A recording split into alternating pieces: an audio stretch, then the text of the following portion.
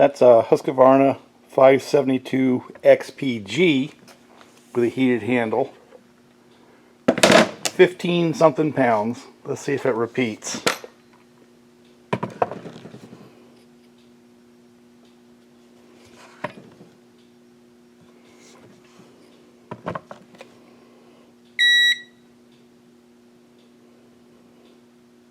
I don't know what the manual says, but 15.5 pounds, that's about like a 390 is for me. And the reason why that's heavier is because it has the heating coil and all that arrangement for that. Adds about a pound to it. So what about my other work saws this year? I have all three of these saws are full of gas and oil. So let's start out with my, alright, I'll put my 2175, which is a 2171 with the 372 XPW top end, the 51.4 millimeter top end. With fuel, oil, bar and chain, Sujihara. 20 pounds even. Let's see if that repeats.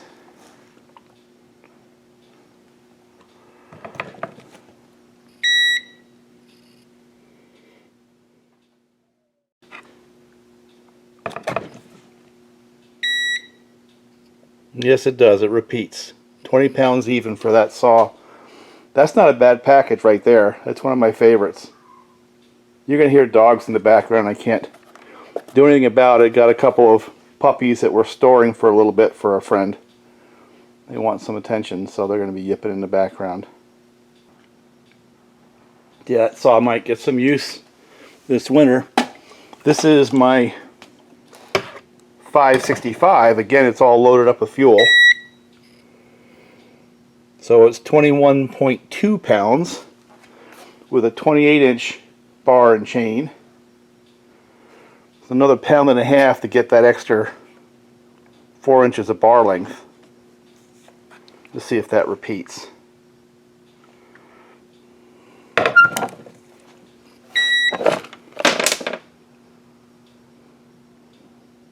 $21.2 pounds. How about my big Holzfforma? Put this one away.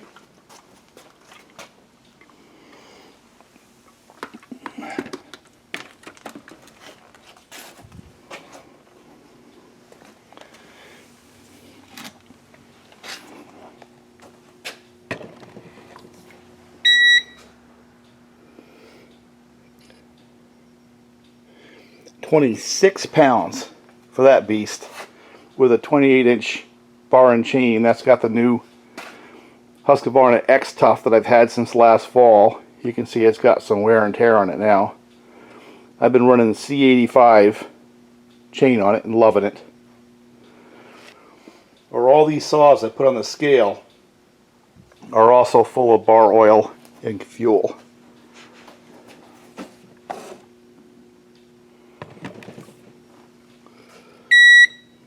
£26.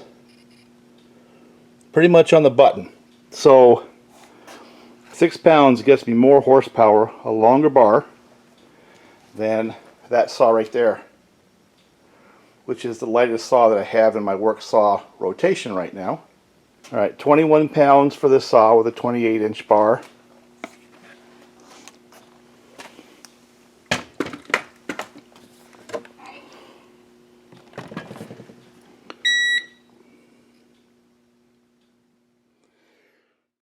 £26 for that one. The 395 base saw, same length bar. What do you get for the extra 5 pounds? And I don't know. It's an interesting discussion. That's kind of what I want to get into today, because there's a lot of conversation online about bar, chain, saws and stuff like that. And I have a little different cut than some. But that's been my go-to saw now for quite some time. And actually, I had that bar on that saw for the longest time. I'm going to put it back in the bar and chain right there, the X-Tuff I had on my 565, and I'm going to put it right back on. That's a setup that I like to use. And I'm not sure that it's going to wear any different. The bar is actually quite a bit different. The new X-Tuff Husqvarna bar is actually quite a bit different. And the Husqvarna bar I have on there is a derivative of an Oregon bar. I mean, you know, they're good, but I think these are a little bit better. So, and that's kind of like my main felon saw when I get serious. So basically it's going to get the better stuff on it from my perspective. I'm hoping to get a light bar, you know, a Sujihara or a Husqvarna painted Sujihara bar to put on this one here, the same 28 inches. I kind of go back and forth between the 28s and the 24s. That does most of what I want for, you know, most of the trees I'm going to deal with. But recently I've been dealing with larger diameter trees, and having that 28-inch bar actually matters. I'll take off this bar and chain and put it on the 565. One of the things I've been talking about for a long time is the difference in how easy it is to do stuff like that based on the external clutch and internal sprocket, one versus the other. So you'll see that pretty quick. And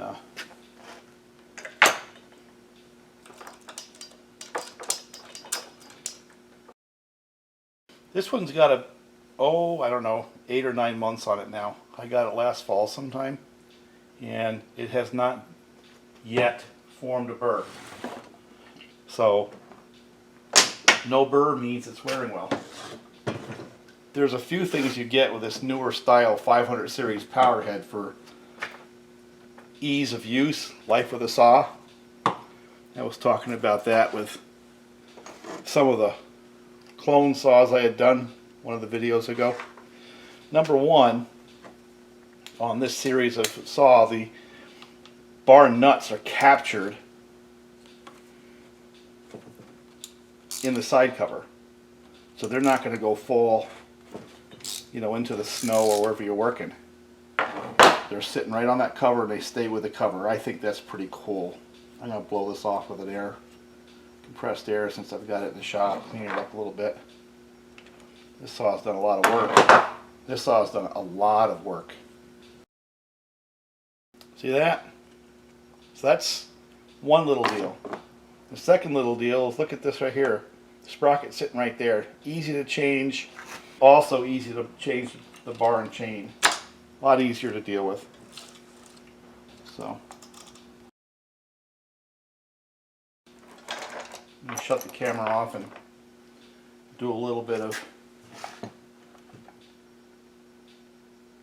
yeah, sprocket's getting worn, but I think I have another couple of jobs left in it before I get rid of it. But having that, but also having the captured nuts and the bar adjuster in the cover like that, those are the things that adds points to the life of the saw type concept for me. I guess a couple of other points on this 565 is, even though the outside was getting kind of dirty because it's getting some hours on it, the air box is fairly clean as compared to what I would have expected, really, with the amount of time it has and where it's been run. And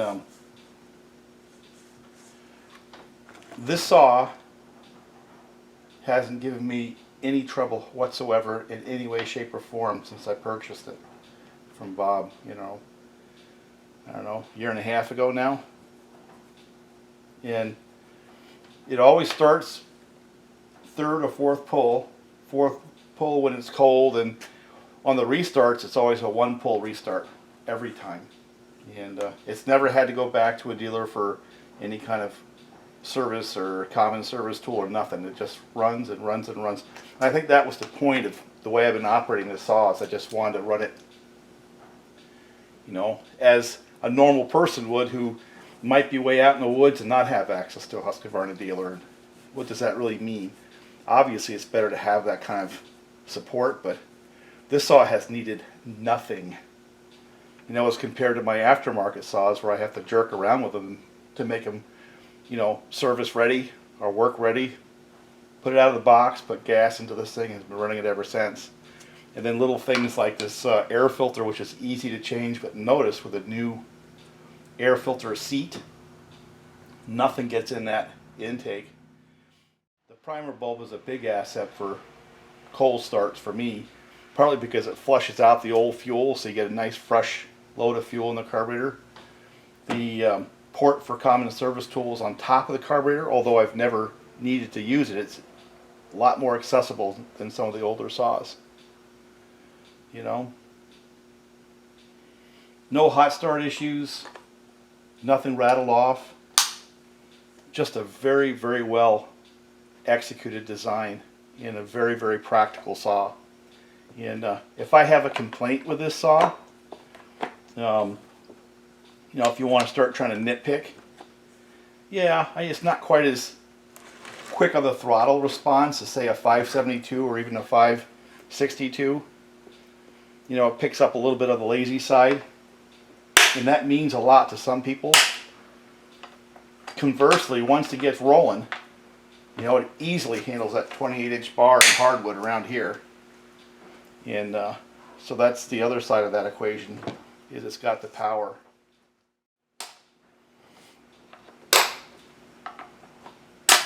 Having snaps on the cover instead of screws, you know, makes doing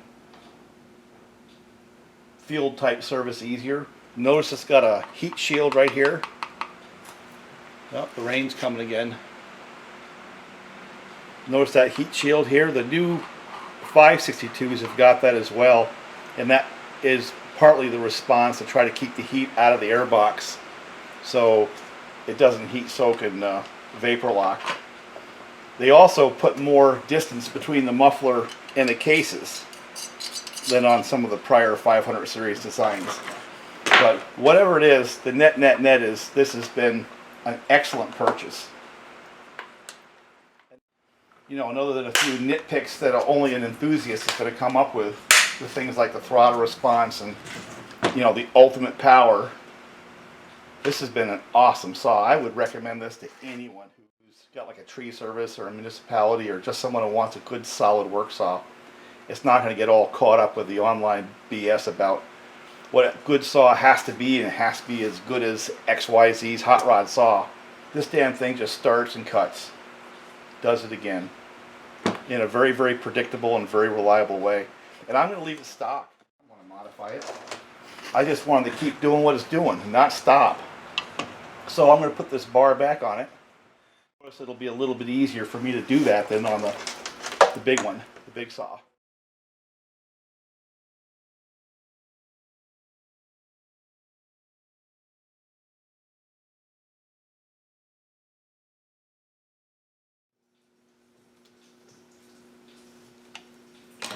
See, it's little touches like that which matter to me.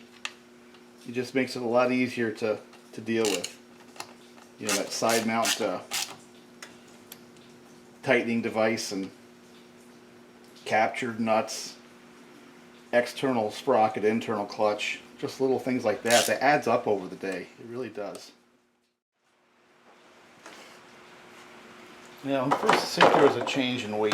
I don't think there will be. But let me just see. I don't remember what it had before, but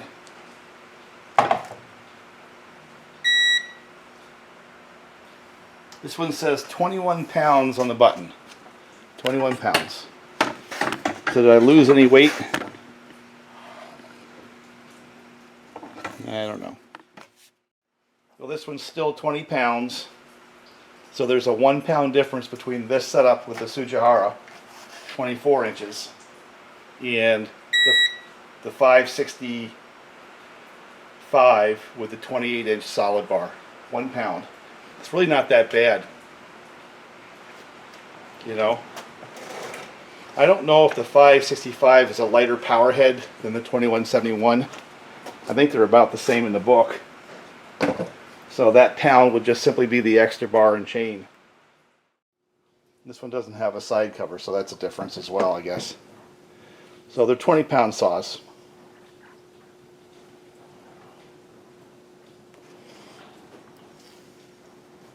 Let me see what that one weighs when it has a side cover on it. How about no side cover? Let's see what it weighs, no side cover.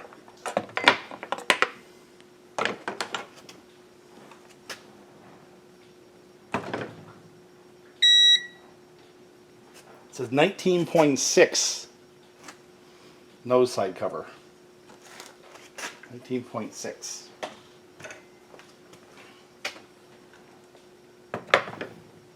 .4.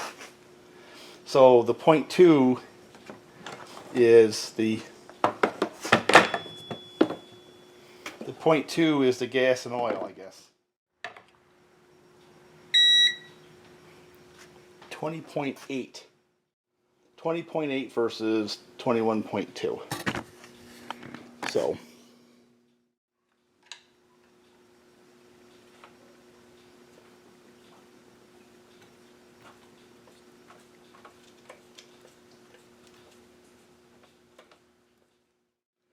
what do you get with this extra weight? And one thing is you get power, for sure.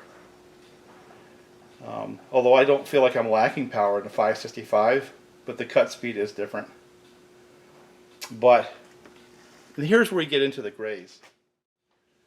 The ease of operating and maintaining that 565 is a great trade-off for the little bit of loss in power it has versus a saw like this. So there isn't really a practical reason to say that this saw is going to give me any better performance. When you look at the total picture, because I have to carry around an extra 6 pounds, it's harder to start, harder to restart. It's also tougher to do maintenance like bar and chain type things. You know, if you throw a chain to put it back on, stuff like that, it's just more difficult to live with on a saw like this. Even if it's an OEM one, still the same. So when I choose a saw for real life, I go for the lower weight and easier to deal with saw over the bigger, more powerful saw pretty much every time. And that's even before you get into the blue thing. And so why would I pick a saw like this? And it's simply because it's fun. It's sometimes fun to have that big blast of power. And plus, as we start adding things and modifying it, you know, the risk of modifying a saw like this is, what, 400 bucks? Worst case. As compared to the risk of modifying a 572 or even a OEM version of this at over $1,000. You know what I'm saying?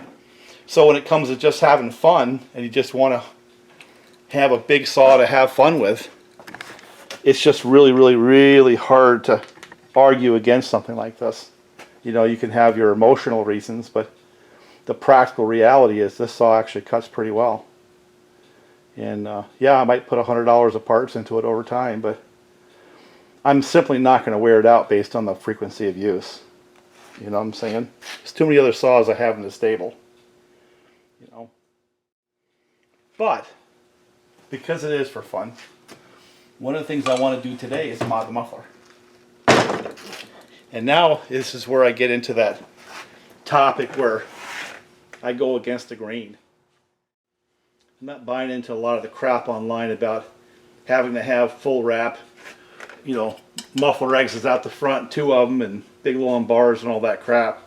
You know, that's kind of a style that's been pretty much promoted online, you know, from the Pacific Northwest.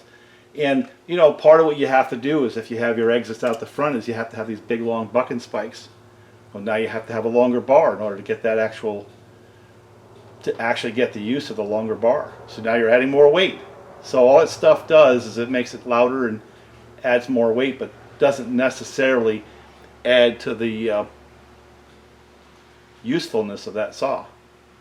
So I do those things because it's fun, not because there's a real practical reason to do it.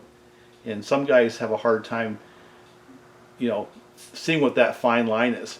As far as bar length is concerned, Well, 28 is about as much as I'll ever use here. And that whole idea of bucking, standing up versus bending down, well, that would be true if everything you did bucking was on the ground, cut up for you. That's not my world, because a lot of times when I'm bucking or limbing, the trees are off the ground, they're waist height or higher even. And if I need to get them up to where I want to work on them, I can lift them with a darn tractor, which is what I do often. A lot of the fellows around here use a 20 or a 24 because of the weight. I go to the 28 because I'm always close to my tractor. So the weight is not quite as important to me. It is important, but it's not as important as it was once before when I was carrying my saws around. 24 is actually the best for me. That's the best compromise, and a lot of guys have come to that same conclusion. The reason I've gone to the longer bars is because I've been doing bigger trees. And one of the things I never see on the West Coast guys, you know, arguing for a really aggressive chain and longer bar and all that, is I don't see them bore cutting. I don't see that. But there's a whole school of thought out here where bore cutting those hardwood trees to reduce the chances of barber chairs. In my case, it actually reduces the pulls, and that's more important to me.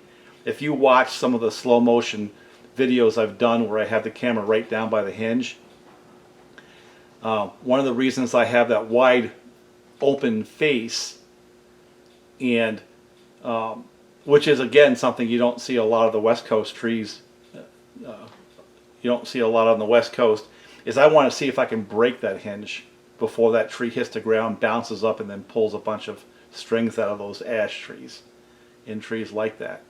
And again, that's something that's here with the trees we have here. It's not there. If you look at the pine trees, I've done a bunch of that here too. Those hinges break. You know, they break pretty quickly, so I don't have to worry as much about a barber chair, and I don't have to have as open a face so that it closes up. By the time it's closed up, even on a normal face cut like you see out there, the hinge is already broke. You know, so it's just not as much of an issue. With me, it's everything. My God, you ruin a whole tree if you have not enough angle in the face cut in order for it to break that hinge before it does a pull. You'll just ruin the whole tree. I've seen pulls 5 and 6 foot up into the tree stump. You know what I'm saying? So again, my world is a little bit different. And also I bore cut from the front to minimize the chances of pulls. Even if it does pull, I want to minimize it. Instead of having it across the whole hinge, you only get them on the edges when you do get them. So I'm not saying it's wrong. You know, guys do what they do. They've developed systems that work for them in their world. But just because it works out there doesn't mean I have to adapt it out here, because I've worked out a system that works for me. And, you know, different strokes. I got mad respect for some of those guys out there, but it's a different world. You know, the same with the filing of the chains. You know, I've said it a bunch of times. For me, is I like a smooth cutting chain, and how do you define that? I like a smooth cutting chain where I can safely bore cut. You know, that's really what it boils down to. But what makes a chain kick is getting it into something from this point to this point, where basically now it tractors up and at chain speed, and you know, grabs the tip of the bar and throws it up in the air there, or grabs the tip of the bar and throws it back at chain speed. And the danger zone is right about from here to here on the tip. I'll put it like this.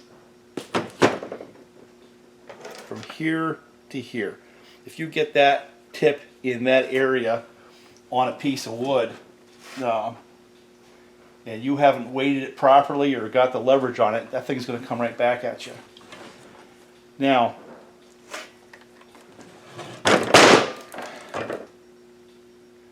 that's just basic saw safety, knowing how to keep your tip where it's not going to grab like that and fly up in your face. You know, that's just common sense. But the long bar versus short bar, You know, you can argue the case that the long bar, when you got a pile of wood or you've got a tree that has a bunch of different trunks, you reach through one, sometimes it's clumsy. You get that tip into the next one. That's when it comes back in your face. Where if I had a easier to manipulate shorter bar, the chances of me reaching through and doing that are not as high. You know, that discussion needs to be had as well. And especially in the brush, sometimes the long bars just snags on everything. It's a pain in the neck to carry around. So the net is you build your saw, if you have the resources, you build a saw to match your both your job but also how you operate the saw. And for some that's a 20-inch bar, you know, and some it's a 28, some it's a 36. You know, they're all right. It's not like there's someone right, somebody wrong in that discussion. It's just different people have built different systems to deal with their work. And one of the things I found over the years, and one of the reasons why I am the way I am, is there is no shortage of very smart people. And I simply don't have the, I don't know what the right word is, arrogance comes to mind, to just assume that how I do things is the only way to do things. And that's why you'll never see that on the channel. I always just show you what I do. It doesn't mean it's the best way, it's just what I do. It's up for you guys to figure out what works for you, not for me to tell you anything. I'm not going to tell you a darn thing. As far as teaching is concerned, well, the way I look at it is I can teach by showing you how things work or don't work in my world. You might see something that I'm doing and realize that that's why you don't do it. You know what I'm saying? That's just as much teaching as me trying to tell you something. So I guess the point of my channel is just to live life, you know, not try to preach to anybody, basically, and just show you what I do and how things have affected my world. And I guess there's a little bit of selfishness in that, but there's also a little bit of humility in how I do it, because I don't assume that I got the best way of doing anything. I really don't. I just figure things out or learn from other people, apply them to my workspace. They work, they work. If they don't, I go back to something that works better for me. You see a lot of these discussions turn into like a pride fight. And what happens is a guy has got this thing out there where they've said this is what's the right way, the wrong way, and they've got pride attached to it. So now, rather than approaching the discussion with an open heart, what happens is they have a predefined solution that they're trying to sell. So now they lay out facts to try to support their conclusion. And I don't care. If a 36-inch bar would make my life easier, I'd have one on there. You know what I'm saying?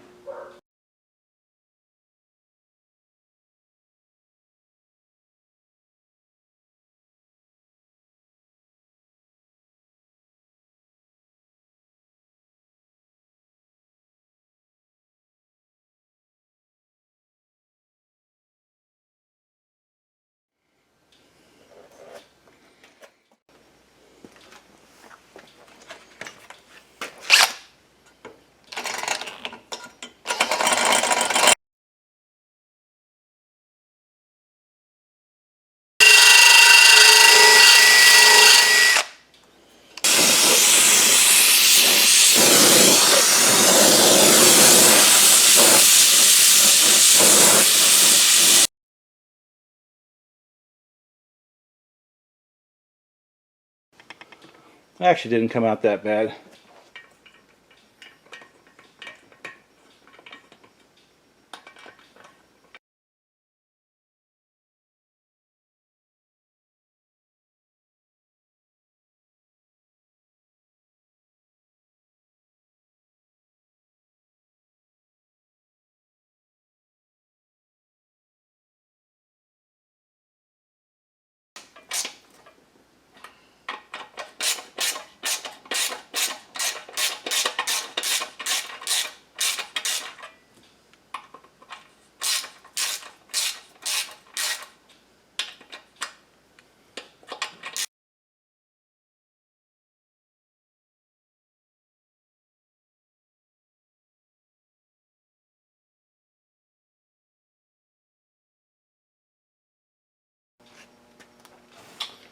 Well, we've got our first failure on this.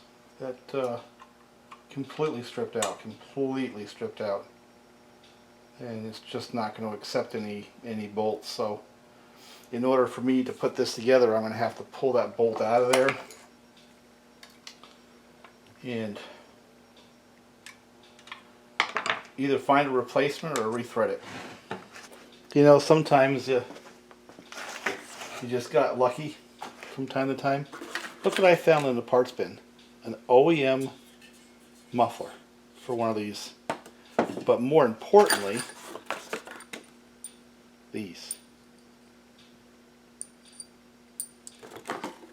Now, doesn't mean that there's nuts to go along with it, but that's a start, right? So, yeah, that's a much more substantial piece. But it weighs a lot more too. It's got all kinds of baffling on the inside where this is just a straight hole through. So I prefer this, but I'm going to keep this right here.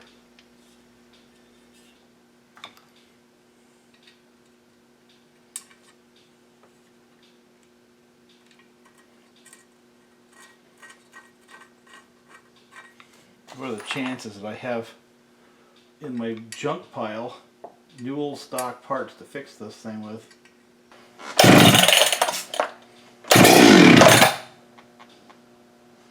That's encouraging, right?